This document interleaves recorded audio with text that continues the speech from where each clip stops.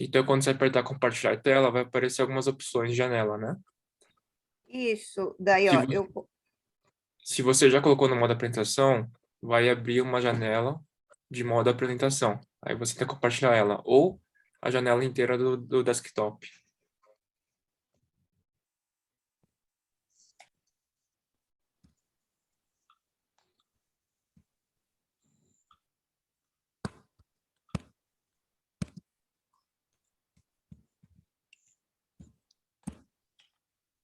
agora Isso, como que agora tá? foi. Agora foi? Muito obrigada Foi. pela ajuda.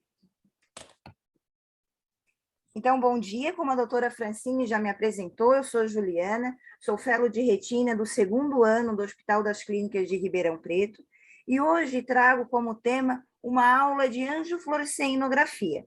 Doutora Letícia Pacola, que estará coordenando esta apresentação de hoje. E todos fiquem à vontade para interromper a qualquer momento para fazerem perguntas. Então, vamos dar início à apresentação sobre angiofluoresceinografia. Para entendermos a angiofluoresceinografia, precisamos primeiramente ter o conhecimento sobre a fluorescência. Da mesma forma que para entendermos a fluorescência, é preciso saber os princípios da luminescência. Luminescência é a emissão de luz por uma substância quando submetido a algum tipo de estímulo como luz, reação química, reação ionizante, entre outros, exceto luz. Quando a energia é absorvida em um material luminescente, os elétrons livres são elevados de um estado a um estado de alta energia. Esse estado de alta energia é instável e, ao voltar para um estado de menor energia, ocorre uma liberação de energia. Quando essa liberação gera um espectro visível, chamamos isso de luminescência. A luminescência, portanto, sempre acarreta uma mudança de um comprimento de onda mais curto para um comprimento de onda mais longo. Lembrando da fórmula de energia, que é a constante de Planck, vezes a velocidade da luz no vácuo, sobre o comprimento de onda, sendo assim, o comprimento de ondas mais curtos representam energias mais altas, e os comprimentos de ondas mais longos representam energias menores. A fluorescência nada mais é do que a luminescência, que é mantida apenas por estímulo. Em outras palavras, o estímulo em um comprimento de onda ocorre e é emitido imediatamente através de um comprimento de onda mais longo. A emissão para imediatamente quando o estímulo para. Portanto, a fluorescência não tem um brilho residual. A fluoresceína de sódio é o hidrocarboneto cristalino solúvel em água. A fluoresceína responde à energia da luz entre o comprimento de onda 465 e 490 nanômetros e apresenta fluorescência em um comprimento de onda de 520 a 530 nanômetros. Portanto, o comprimento de onda que gera o estímulo é o azul e a fluorescência resultante, o comprimento de onda emitido, é o verde-amarelo. Após a injeção, 70% a 80% do corante liga-se às proteínas plasmáticas, principalmente a albumina, e não está disponível para a fluorescência. Apenas o restante, que permanece livre na corrente sanguínea, que está disponível para a fluorescência. A fluorescência é eliminada. A fluoresceína é eliminada do organismo através dos rins e do fígado em torno de entre 24 horas. A fluoresceína ela é impermeável no endotélio vascular da retina e isso ocorre devido a duas causas. A barreira hemato-retiniana externa, os grandes vasos da coroide são impermeáveis à fluoresceína, os coriocapilares apresentam fenestrações, através dos quais as moléculas livres escapam para o espaço extravascular e atravessam a membrana de Bru, mas ao atingir o EPR, são bloqueados pelas zônulas ocludentes. e a barreira hematorretiniana interna, que é composta principalmente pelas junções apertadas entre as células endoteliais dos capilares da retina, através dos quais a fluoresceína não consegue atravessar em condições normais. Porém, em algumas patologias, essa barreira fica comprometida e a fluoresceína acaba atravessando os capilares. Também temos que saber que a fluoresceína pode gerar alguns eventos adversos. Tem reações adversas mínimas, que são náuseas, vômitos, espirros e pruridos. As moderadas são as urticárias, síncope, flebite, necrose local da pele. E as graves, que são as mais temidas, mas felizmente são as mais raras, que é o edema de faringe, broncoespasmo, anafilaxia, convulsões tônico-clônicas e até o óbito. Estima-se que o óbito ocorre 1 a cada 222 mil exames realizados. Portanto, locais onde realiza o exame da angiofluoresceínografia, é importante ter um suporte de parada e algumas medicações, como antihistamínicos, corticoides e adrenalina. A contraindicação do exame é em gestantes e histórias prévias de reações graves à fluoresceína. Vale aqui lembrar que pacientes com alergia a iodo podem usar a fluoresceína, que ela não contém o iodo. Não é contraindicado, mas temos que ter cuidado redobrado com pacientes dialíticos. Eles podem fazer o exame, porém devem fazer a diálise de preferência no mesmo dia após o exame, principalmente se o paciente for anúrico, pois se a fluoresceína não for depurada, pode gerar uma coloração laranjada por toda a pele. Assim também deve ser cuidado em pacientes hepatopatas.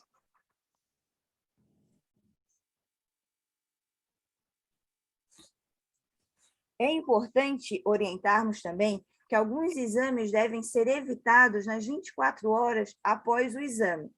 São as dosagens de creatinina, cortisol, tiroxina, proteínas totais e exame de imunofluorescência.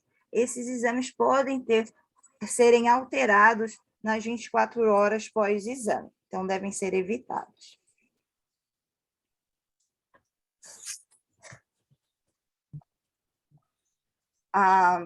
Então, o princípio do exame da angiofluoresceínografia é que a luz branca passa por um filtro que permitindo a passagem somente da luz azul. A luz azul, lembrando que tem um comprimento de onda de 465 a 490, é então absorvida por moléculas de fluoresceínas que estão livres no plasma. As moléculas de fluoresceína, emitindo luz com comprimento de onda mais longo no espectro verde-amarelo, 520 a 530. Um filtro de barreira de 520 a 530 permite a passagem apenas da luz emitida pela fluoresceína excitada, verde-amarela. Assim, vai formar o filme que iremos estudar. É importante que, antes do exame, o paciente seja esclarecido que será aplicado um corante e que tem possíveis efeitos colaterais. E, portanto, é sempre importante assinar o termo de consentimento livre esclarecido. Para realizar o exame, é preciso que as pupilas estejam dilatadas e seja pego um acesso venoso periférico por onde será infundido a fluoresceína.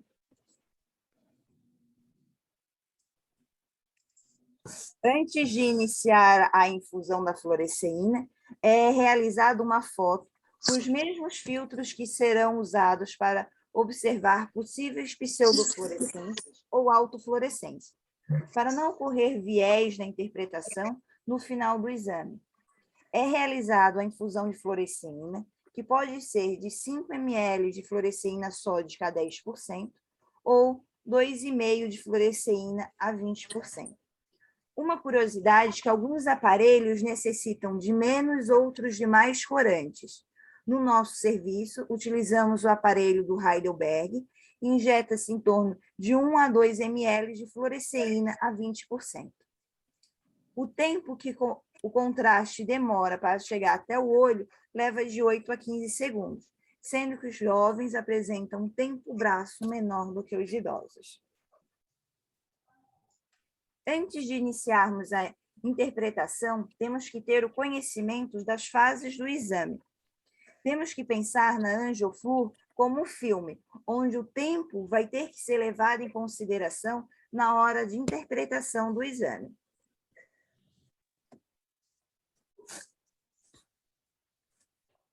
As fases da angioflúor consistem na fase coroidiana, fase arterial, fase arteriovenosa, fase venosa que se subdivide em inicial, intermediária e tardia, e a fase tardia.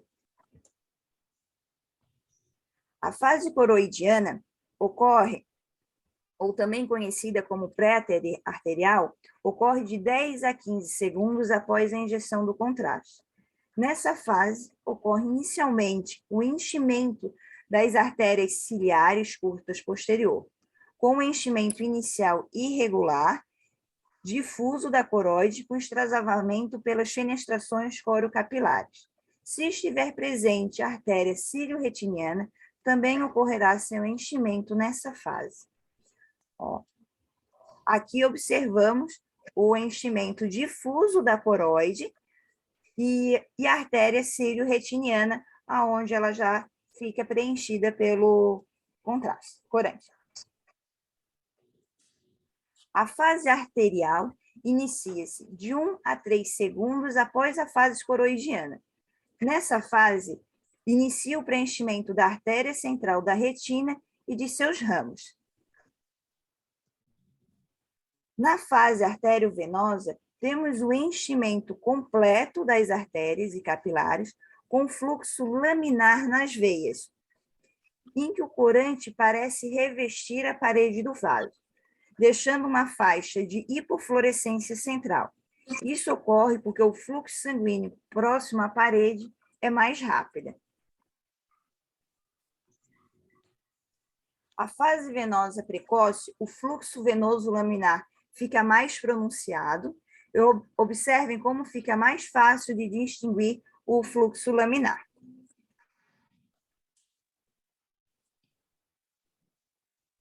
A fase venosa intermediária, o enchimento venoso já está praticamente completo. E a fase venosa tardia, as veias retinianas estão totalmente preenchidas, a rede de capilar perifoveal pode ser observada mais claramente nesse período, que é em torno de 20 a 25 segundos após a infusão do corante. Observem a aparência escura da fóvea. Essa aparência é causada por 3 fatores: a ausência de vasos sanguíneos na zona avascular da fóvea, bloqueio da fluorescência coroidiana devido à alta intensidade de xantofila na fóvea e bloqueio da fluorescência pelas células do EPR na fóvea, que são maiores e contêm mais melanina e lipofucsina.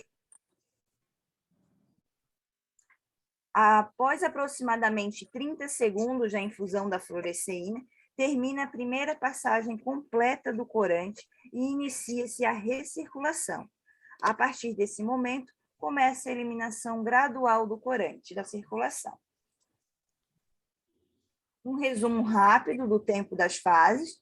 A fase, considerando o tempo de injeção, a fase coroidiana ocorre em torno de 10 segundos após a injeção, a arterial de 10 a 12, a arteriovenosa de 13, venosa precoce 14 em 15, a venosa intermediária entre 16 e 17 segundos, a venosa tardia 18 a 20 segundos e a tardia mais longa que vai até 10 segundos, que é a depuração total do corante.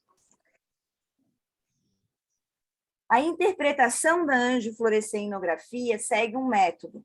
O primeiro passo é conhecer as áreas normais, saber reconhecer os possíveis artefatos. E no momento em que reconhecemos as áreas de anormalidade de fluorescência, temos que determinar se elas são hipofluorescentes ou hiperfluorescentes. A hipofluorescência é uma redução ou ausência de fluorescência normal, enquanto que a hiperfluorescência é uma fluorescência anormalmente aumentada ou fluorescência em regiões que habitualmente não encontraríamos. A hipofluorescência é qualquer área anormalmente escura. Existem duas causas possíveis para a hipofluorescência: por bloqueio ou por defeito de enchimento. A hipofluorescência por bloqueio indica uma redução ou ausência de fluoresceína por causa de um tecido ou barreira localizado anterior à respectiva circulação. Já a hipofluorescência por defeito de enchimento ocorre quando há uma obstrução de um vaso e o leito subsequente não recebe a irrigação. Logo, a fluoresceína não chega, ou também pode ser por perda de leito vascular.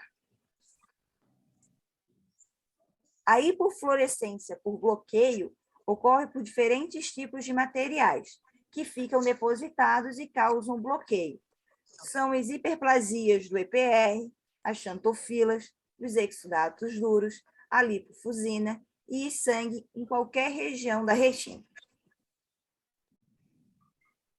Aqui temos um exemplo de uma hemorragia pré-retiniana, causando um bloqueio hipofluorescente de toda a retina coroidiana. Observem que a luz emitida encontra uma barreira e não chega até o filme. As hemorragias intrarretinianas também causam hipofluorescência por bloqueio. Porém, as hemorragias pontuais não bloqueiam os grandes vasos da retina e, portanto, estão localizados mais profundamente na retina.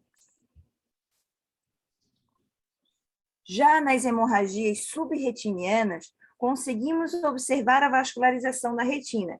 Apenas a vascularização da coroide fica bloqueada devido à hemorragia. A luz emitida pela fluoresceína, que está nos vasos retinianos, não encontra nenhum bloqueio diferente. Já a luz proveniente da fluoresceína da coroide é que encontra o bloqueio.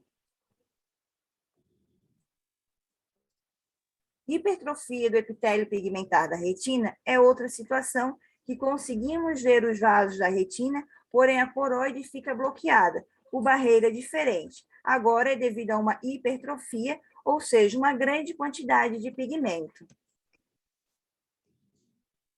O névoa de coroide também causa hipofluorescência por bloqueio devido ao aumento do pigmento naquela região. Já a obstrução de ramo da veia central da retina é um exemplo de hipofluorescência devido a defeito de enchimento. A partir do ponto de obstrução, a região que seria vascularizada fica hipofluorescente, tanto nas fases mais precoces, a primeira foto, como nas tardias, a hipofluorescência se mantém. A segunda foto é uma fase mais tardia. Outro exemplo de defeito de enchimento é a obstrução da artéria central da retina. Observamos um ramo da artéria central da retina obstruída e o leito subsequente com hipofluorescência.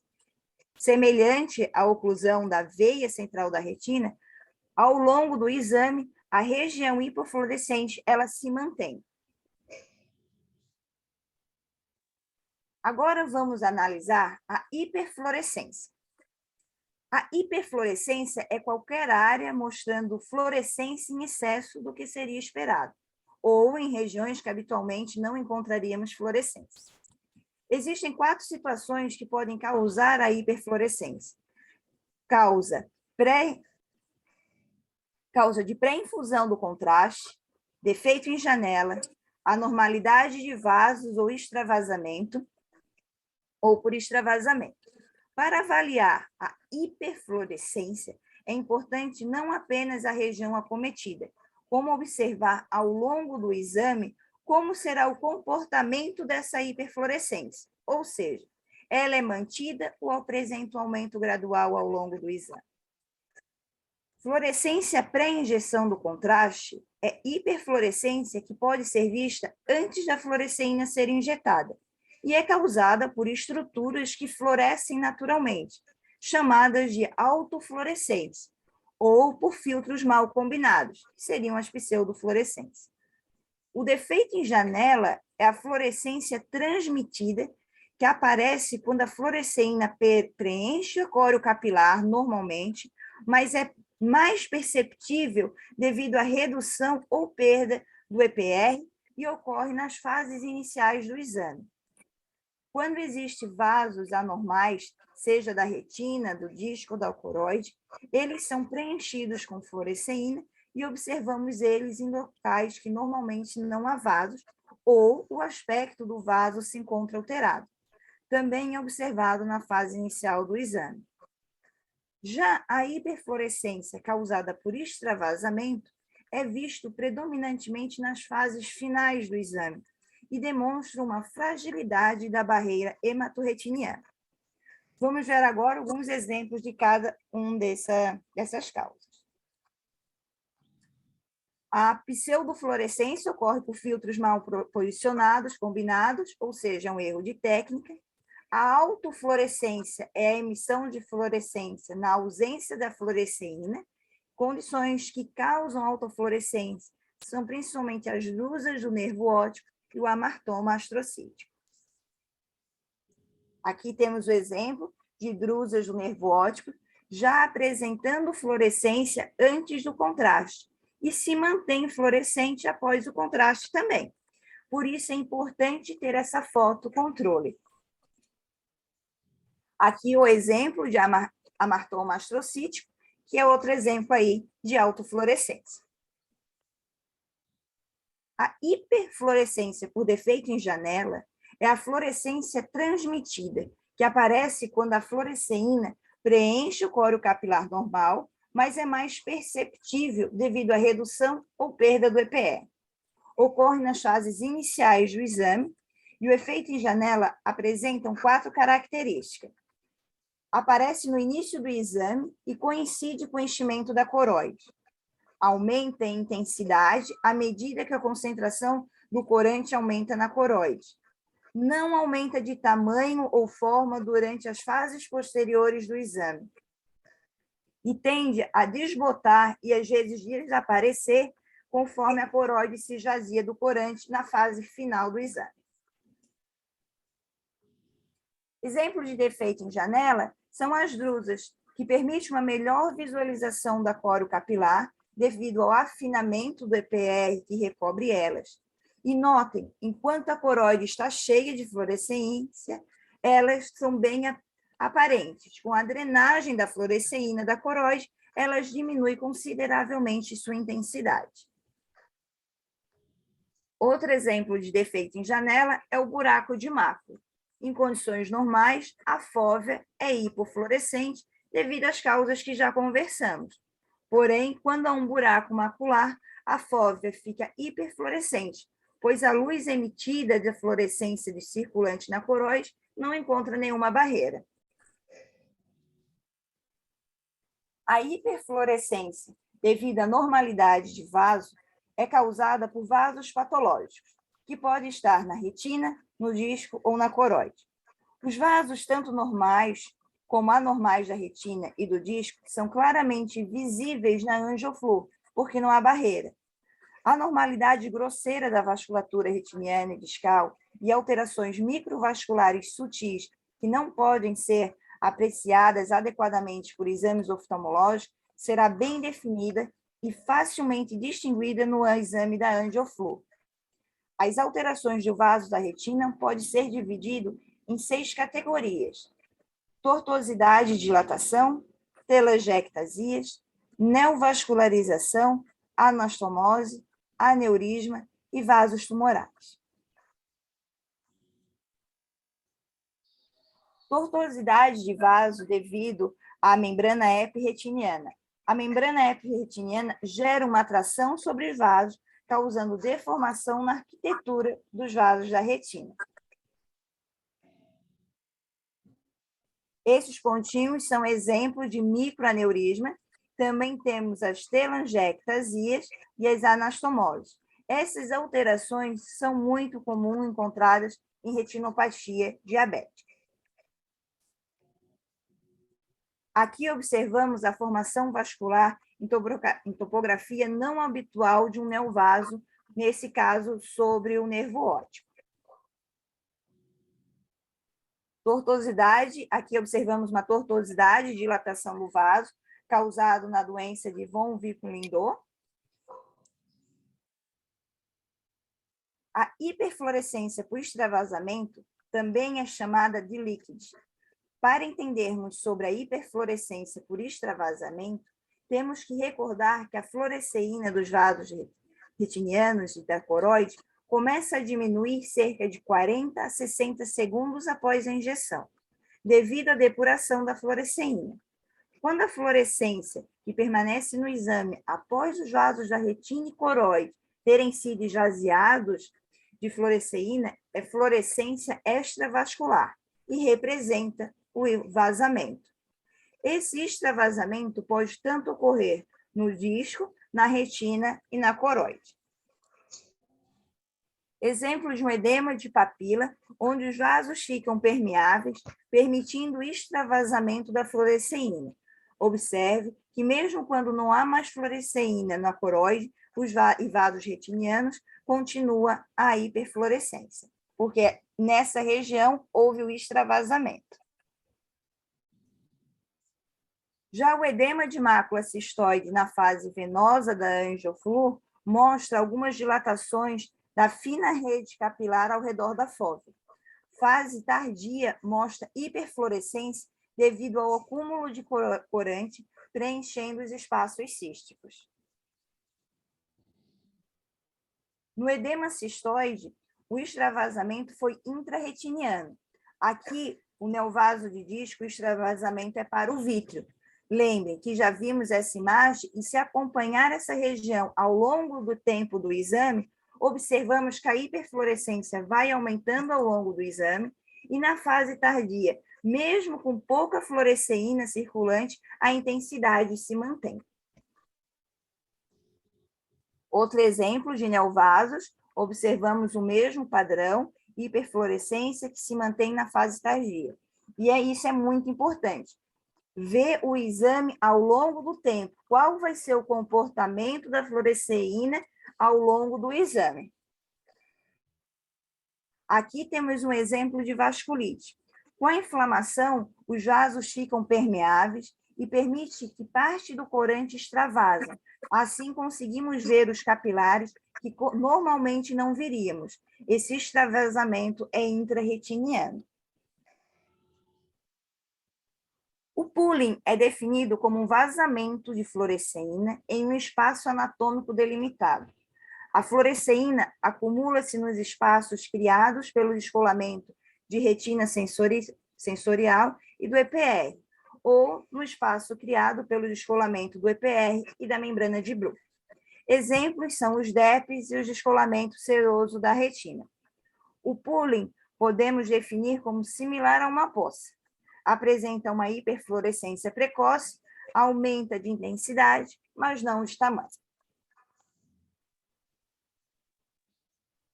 A hiperfluorescência por impregnação, também chamada de staining, muitas estruturas e materiais subretinianos podem reter fluoresceína e demonstrar coloração hiperfluorescente. Posteriormente, o que chamamos de impregnação. A impregnação pode ocorrer nas drusas, cicatrizes e esclera exposta. A maioria das drusas hiperfluorescem no início do exame devido ao efeito em janela. Assim, nas pequenas drusas, as fluorescências diminuem à medida que o corante deixa a circulação da coroide. No entanto, algumas drusas maiores exibem hiperfluorescência após a diminuição do corante da coroide. Quanto maiores as drusas, maior a probabilidade de reter a fluoresceína e, com isso, a hiperfluorescência se mantém devido ao efeito de impregnação. O tecido cicatrizado também retém fluoresceína e geralmente se demonstra bem demarcado. A hiperfluorescência, porque pouco ou nenhum fluido envolve a cicatriz. Na cicatriz, geralmente a fase inicial é hipofluorescente devido à escassez de vasos e bloqueio do tecido cicatricial. E ao longo do exame vai ocorrendo a impregnação. E a hiperfluorescência é mantida após o corante deixar a coroide. Aqui um exemplo de cicatriz coreo-retiniana. Outro exemplo de cicatriz, só que agora induzida pela fotocoagulação a laser. O mesmo princípio da hipofluorescência na fase inicial e se mantém hiperfluorescente na fase tardia. Para não confundirmos a impregnação com extravasamento, a semelhança é que ambos vão aumentar a hiperfluorescência ao longo do exame, mas a impregnação não altera o tamanho e é facilmente delimitada. O extravasamento vai aumentando de tamanho e perdendo a delimitação ao longo do exame. Na imagem, podemos observar as cicatrizes, que são exemplos de impregnação, e os neovasos, que são exemplo de extravasamento. É isso que tinha para passar. A mensagem final é que a angiofluorescenografia é excelente para estudar principalmente a trama vascular da retina e que não podemos avaliar apenas uma imagem. O tempo é extremamente importante e deve ser levado em consideração para uma adequada interpretação. Obrigada. Ju, parabéns, excelente aula, você foi super didática, assim, nas suas explanações, foi muito bacana a correlação, né, das fases do exame com exemplos clínicos reais, está de parabéns, realmente. Eu queria Obrigada, abrir para doutora. todos que estão assistindo, se alguém tem alguma dúvida. Eu queria só fazer um comentário. Primeiro que eu acho que ela ilustrou muito bem, com assim, muita didática, né? Principalmente para que os residentes e fellows prestem atenção por que a mácula ela é hipofluorescente, né? Os pigmentos. É importante a gente saber que tem pigmento, né? E a gente faz reposição, por exemplo, de luteína, e a luteína ela é um pigmento que já se encontra na mácula e ela bloqueia a luz, né? O outro comentário, eu até queria pedir a opinião do Casella, do Daniel, do Abenor, todo mundo agora, do Hudson, né? Enfim, do Cláudio, todo mundo agora está gostando muito do OCTA, né? Mas, e o OCTA, quem está participando do curso multimodal, a gente teve um simpósio e agora o OCTA ele está chegando, né? A Optos lançou já vendeu uma máquina aqui no Brasil, né? A gente aqui de Ribeirão está tentando pôr no HC a segunda, que é o Silverstone, né? E ele faz OCT agora em 200 graus, né? Mas a pergunta é a seguinte, né? E eu acho que eu queria ouvir. Vocês acham que se vocês tivessem um OCT que cobrisse 200 graus, um OCTA, vocês acham que mesmo assim vocês deixariam de fazer angiografia? Bom dia. Bom dia, Rodrigo. Não sei, eu acho que para algumas coisas, sim. Para a retinopatia diabética vai ajudar bastante. Agora, para quando você quer ver a circulação da coroide, algumas outras patologias, o Silverstone é um swept source, né? Ele vê profundo a coroide. Mas ainda não dá para você ver dinamicamente, você não consegue ver vazamentos específicos. Eu acho que isso é o principal, né, Casella? Então, acho que ainda vai se usar por algum tempo a fluoresceína, no meu entender, né, Rodrigo? Muito obrigado aí por você ouvir a gente, tá? Minha opinião, né? Mas para retinopatia diabética vai quase que não usar mais, né? Oi, Rodrigo. Bom dia. Minha opinião, bom dia, é que vai ajudar bastante, especialmente em casos de diabéticos, oclusões vasculares, para você visualizar. Recentemente, no final do ano passado, tivemos curso aí de residentes e fellows com o Rishi Singh, e falou-se bastante, né, no OCTA.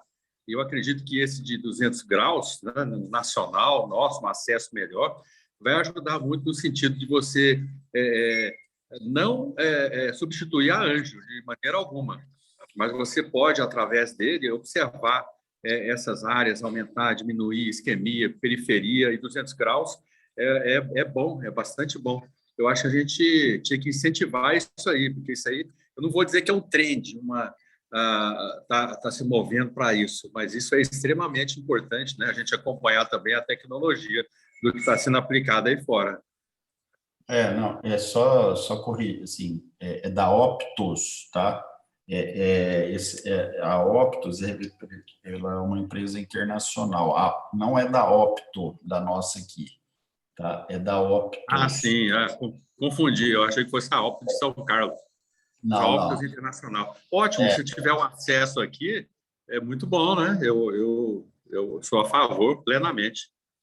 Logicamente, como a Casella falou, não vai substituir a Anjo de maneira alguma, porque a gente tem Anjo também excelente, né? Mas como exame complementar a Anjo, é extremamente importante, até mesmo para as publicações. Isso Rodrigo, mesmo. Pode falar. O que eu tenho para complementar aqui, bom dia a todos, boa aula, né? Aula bem didática mesmo. A importância o que você começou, né? Da anjo panfundoscópica, né? A gente tem aqui, é muito interessante. Realmente a gente tem um da Opto também, o da Optoview, né? É Opto, né? E aí tem o da Optoview. A Optoview é o Solix. E o da Não, a Opto... gente tem o Califórnia. Califórnia, perfeito. É da Optus, Aí a gente... É muito interessante a gente poder avaliar o quadro como um todo, mas nem pelo valor nem sempre é possível a gente ter esse aparelho no consultório de cada um, né? Então é muito interessante, né, a gente mostrar para os residentes, fellows, eles padronizarem as fotos, né, para poder pegar 360 graus, né? Para quem não tem a panfundoscópica, então poder começar na parte central, geralmente pelo olho que a gente quer avaliar melhor, né, para poder pegar a fase coroidiana, e ir, né, de superior a temporal, inferior, e fazer o 360 em cada olho, para poder fazer uma avaliação mais completinha, né? Porque senão acaba pegando só ali a parte no polo posterior. Então, para eles padronizarem direitinho, com geralmente o técnico que tira a foto, então ficar ali do lado, mostrando como é que eles querem fazer, e sempre começar pelo olho que tem a lesão, que eles querem estudar, para poder pegar todas essas fases que foi apresentado hoje na aula, né? Mas era isso que eu comentou queria. Aí é extremamente importante, né? Muito importante, concordo 100%. Na verdade, né, eu queria aproveitar, então, em cima do que você falou, comentar o seguinte: primeiro, todo o residente e fellow, né, a gente aqui poderia começar a fazer isso com os R3, mas os fellows, com certeza, precisam fazer angiografia, tá? Aqui, no passado, por exemplo, o Abenor foi um dos nossos primeiros fellows, né, Abenor? O Abenor fazia anjo sozinho. Eu lembro que ele pegava a veia e ele mesmo fazia, né, Abenor? Você lembra? Sim, lembro. Hoje, eles não fazem anjo. Infelizmente, a gente tem técnico aqui, eles não fazem, né? E aí, quando a pessoa faz, ela tem essa noção. porque às vezes a pessoa, isso que você falou é extremamente importante, um exame dinâmico. Se ela começar pelo olho errado, ela já perdeu um tempo, né? E se ela não souber o diagnóstico, pior ainda, porque às vezes ela não documenta o que precisa ser documentado, né? E nesse sentido vai o segundo comentário, né? Que é o seguinte: nós estamos aqui trabalhando, até o Marcelo Rego, ele não está aqui presente porque ele ainda está trabalhando em Goiânia, ele vem de Goiânia para cá, ele é médico assistente aqui. O Marcelo foi outro ex-fellow, mas a gente está fazendo um formulário, tá?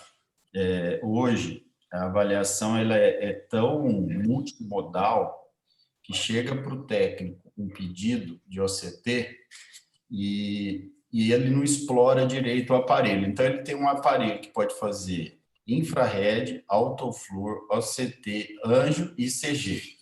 Aí, aqui funciona assim, eles entregam a pasta e escrevem assim, OCT, né? Ou anjo. E pronto, fica lá. Aí o técnico vai lá e faz um OCT de mácula, padrão, e devolve a pasta, né? E, por exemplo, isso funciona muito bem para edema macular diabético, DMRI, ponto, né? Às vezes o paciente tem uma neovascularização, às vezes você quer saber se tem uma perfusão na periferia e tal, e existem fases boas para você verificar isso aí. Então, por exemplo, não adianta, não sei se vocês já repararam, mas mesmo o Heidelberg, depois de 3, 4 minutos, já não é tão legal para ver uma perfusão. Depois de 5 minutos, o corante já está fraco. Então, se você souber o motivo do exame, e para o técnico, para ele saber o motivo do exame, precisa estar escrito. Ele não lê o prontuário. Se ele for ler o prontuário, demora 15 minutos cada exame. E aí fica inviável. Então, esses são os dois comentários. Eu acho que você falou é extremamente pertinente, né? Se a pessoa ela tem que saber o que ela está procurando do exame. E isso é outro problema, né? Só terminando, quando você pede um exame em um centro diagnóstico. Então, tem muita gente que vai pede um exame no centro tal, né? Aí, a paciente chega no centro tal, faz o exame padrão, vem lá, geralmente é um técnico que faz, né? E volta o exame, o paciente paga, foi no centro, está voltando com você, quer dizer, já 2 visitas, hein? E não trouxe a informação que você queria. Então, hoje nós temos não mais só anjo e OCT, hoje nós temos pelo menos 6, 7 exames diferentes, né, modos de avaliação diferentes do fundo de olho. Isso precisa estar muito bem especificado. Lá eu acompanhei, né, o Januzzi, lá até a distribuição, que eram 9 fotografias, vinha sempre no mesmo padrão. Então, fase inicial, superior, temporal, inferior, nasal e fase tardia. Então, ele ia acompanhando toda foto que tirava, a gente já sabia em que fase que estava, quais, geralmente é isso que você falou, além do diagnóstico, né, lógico que está lá, diagnóstico do olho tal, então iniciar, não deixar de dar essa informação, qual olho iniciar, porque quando essas fases iniciais, elas são muito rápidas, e aí você perde informação que é muito legal, principalmente coroide, essas coisas. Então, só passando, é lógico que todos mais velhos aí já sabem disso, que a gente é da era que só tinha anjo para nos ajudar, mas, inclusive, era filme, né? Era até interessante um pouco de história aqui. A gente tinha que bobinar o filme, tinha que trazer o negativo para poder escolher as fotos, mas, assim, um padrão legal para vocês terem, para você sempre poder comparar um exame do outro, e é muito interessante para você fazer o diagnóstico correto. Obrigado e um bom dia para todos. Rodrigo, Bom dia. Luciana de Goiânia, tudo bom? Tudo bem? Então, eu acho que a Anjo, ela sempre vai ter o lugar dela, né? Principalmente, né, os meninos falaram aí, esses casos de alteração de coroide e também para os casos de uveíte, as inflamações intraoculares. Então, ela é muito importante para as uveites, principalmente, e ajuda demais no diagnóstico. Eu acho que com o futuro, né, o CTA, ele vai ter logo o espaço dele, lógico que é muito bom, mas a Anjo ainda vai ter o espaço dela, né, quando a gente precisa de ver se realmente tem algum extravasamento, né, nesses casos inflamatórios, a gente vai usar ele ainda um bom tempo ainda. Eu queria colocar também que assim, o exame de angiografia é um exame que usa o contraste e é um risco real. Então, o paciente pode desenvolver reações alérgicas, que normalmente são leves, às vezes ele vomita, o paciente se sente mal, reação de pele, mas o óbito, né, só para quem está começando agora, apesar de ter sido colocado 1 para 220 mil, mas é um risco real. Acho que a maioria aqui sabe de casos, né, de colegas que tiveram óbito. Eu, inclusive, já trabalhei num serviço que teve óbito por causa de exame de angiografia. Então, a gente vem tentando escapar desse contraste aí faz muito tempo já. E essa proposta aí que o Rodrigo acabou de colocar, de um OCTA que faça uma cobertura de 200 graus, é uma proposta excelente. Só que eu, particularmente, não vejo com tão bons olhos, porque quem, né, assim, já tem experiência faz um tempo com o exame do OCTA, vê que ele desenha o neovaso, mas é difícil de achar, ele não destaca. Normalmente, para você fazer o diagnóstico do neovaso com angiografia, é mais fácil do que você fazer na retinografia, e é justamente por isso que você pede, para se classificar, no caso do diabetes, como angiografia, que faz que ele está do diabetes. Então, ele destaca, ele chama atenção para onde está o neovaso, coisa que o OCTA não faz.